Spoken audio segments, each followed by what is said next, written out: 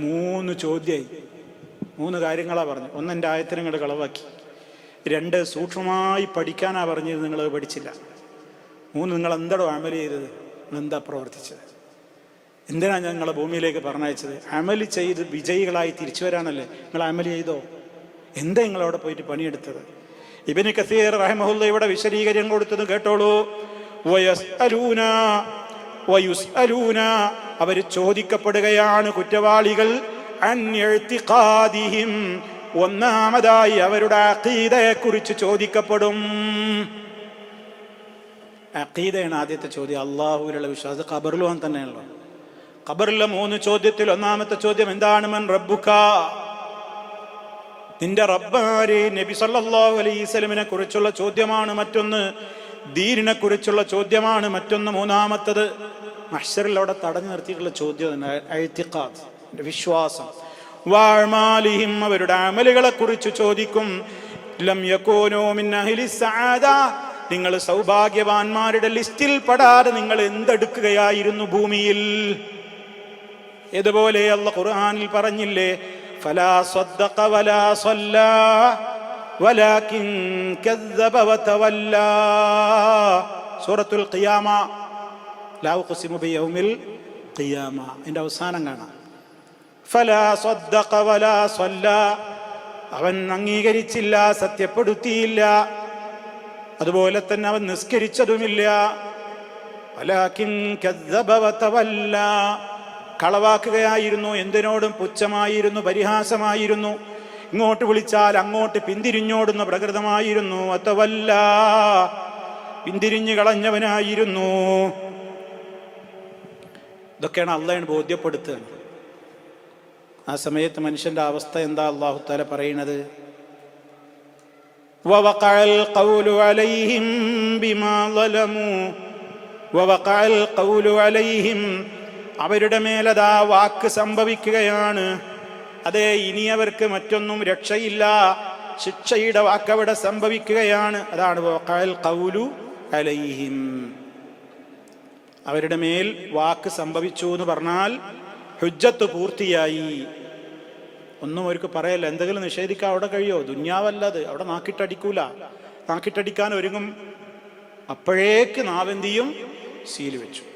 പിന്നെ സംസാരിക്കാൻ കയ്യെ, വിറ്റ്നസ് പറയുന്നത് കാല്, പിന്നെ മിണ്ടാൻ കഴിയൂല, പിന്നെ മിണ്ടാൻ കഴിയൂല. വവഖഅൽ ഖൗലു അലൈഹിം, അവരുടെ മേൽ വാക്ക് സംഭവിച്ചു കഴിഞ്ഞു. ബിമാ ളലമു, അവർ അക്രമം പ്രവർത്തിച്ചത് കാരണത്താൽ ശിക്ഷയുടെ വാക്കവരിൽ യാഥാർത്ഥ്യമായി. ഇനി ഒന്നും നടക്കാനില്ല. അന്നേരം ഫഹും, അന്നേരം അതാ അവർ പിന്നെ ലായം തെഖൂൻ, ഒരക്ഷരം പിന്നെ മിണ്ടാനാകൂല. ലായം തെഖൂൻ, പിന്നെ സംസാരിക്കൂല.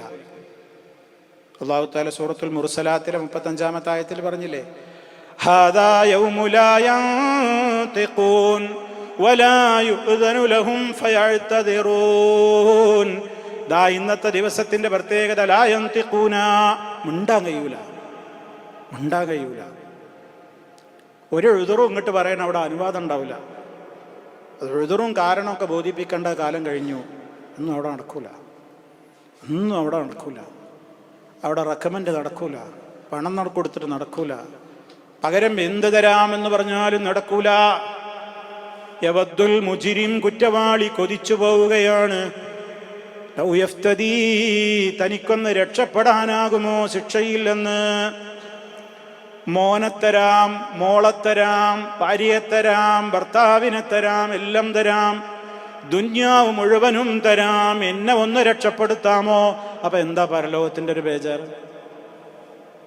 നമ്മളിവിടെ ആർക്ക് വേണ്ടിയിട്ടാ പരലോകം മറന്ന് പണിയെടുക്കണം? മക്കൾക്ക് വേണ്ടി.